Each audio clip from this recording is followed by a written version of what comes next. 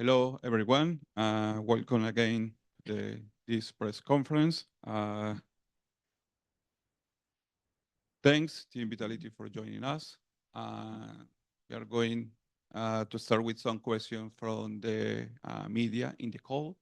Once again, thank you for your time. And we are going to start. Please raise your hand, and we will start with Arnab. Commensuration on the loss. My question is open to actually everyone. How after this loss, does the team looks going forward for the tournament, because it has been one of the biggest upset till now. Uh, of course, it's not something that people professional players like you would take it too much seriously, just because it's a tournament. But after the initial lost on the first map, how do you guys come back again, then go and win bind, and go and win the second map, and then going to the third map? So as a team, what makes you guys reset after these type of scenarios, and what do you think was one of the reasons which made you guys face this loss? First of all, I don't think it's an upset. Obviously, for a region you don't know much about, it's obvious they have good players and good teams, and people always play the assume game, and they assume that someone is worse than someone else, which is not true. I think Trace Esports is a really good team from their region, and obviously we still have a long way in terms of what experience we have on the international stage, which we don't have yet. I mean, we as a team, we're still very new to all of this, and yeah, I just want to start off by saying, first of all, it's not an upset. I just think that they're a pretty good team, and second of all, how to reset between maps. I mean, it's the thing we've been working on for a long time, and it's an approach we've had for a long time, which is we don't really mind losing the first map. We've lost the first map a lot of times before, and between sides, we try to keep the energy up and just going round by round. We don't really think much in depth of what's happening. We try to think of what's happening in the now. Obviously, today for us it didn't work out, but that doesn't mean it won't work out in the future. Thank you. And just to be clarify that it wasn't my perspective, it's just online people are saying that it is the upset of the tournament. Yeah. Yeah, they're online people. Thank you. And best of luck for the next game. Thank you so much for your question. Next question is from Pedro Romero.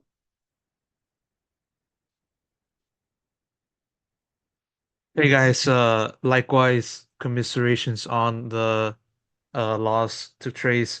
Got a question for Gorilla. Sort of similar to the first one that was asked, but more so just I want to ask for your takeaways from observing Trace Esports, and what are some of the biggest strengths that you've seen from your point of view in taking them on, and exactly how much of an obstacle were they to you guys for the entirety of this series, especially like also in the second half of Bind, given that they won seven straight rounds to clinch the series on attacking side. So what do I think of Trace? Yeah. I think they played some of the best Ascent attack macro that we've played against. I think the only team that did it similar or played on a similar level was Foot when we played them back in stage one. So I think their Ascent attack macro is exceptional. It's definitely better than almost every team in Europe. On Bind, obviously, they just ran at us. So I don't think there's much that we can say about that.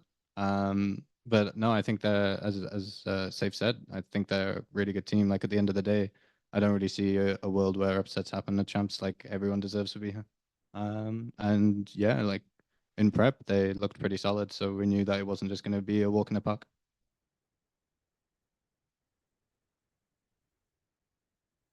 Cool. Pedro, are you okay?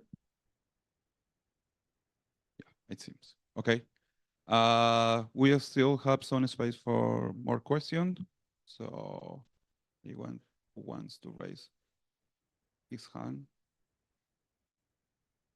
Arnab, yep.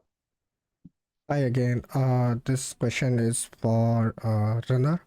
I would like to I would like to know that a lot of teams have been like I did ask this question to Munchkin as well, but I would like to know that a lot of teams has been going away with Viper, and we saw again Viper today.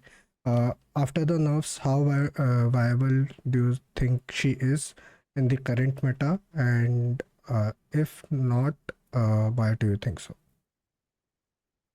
I mean, from what I've experienced, like she's still viable. She can still be played easily on a lot of maps. I think she's really good. Like you can't really play without her.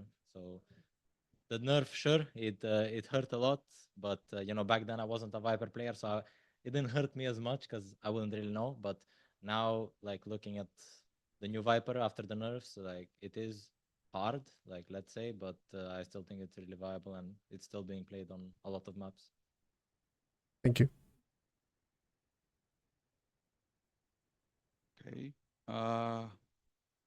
Okay, with this question, we conclude the press conference. Thank you, Team Vitality, for your time, and we expect more from you in the future. Thank you. Thank you. Thank you.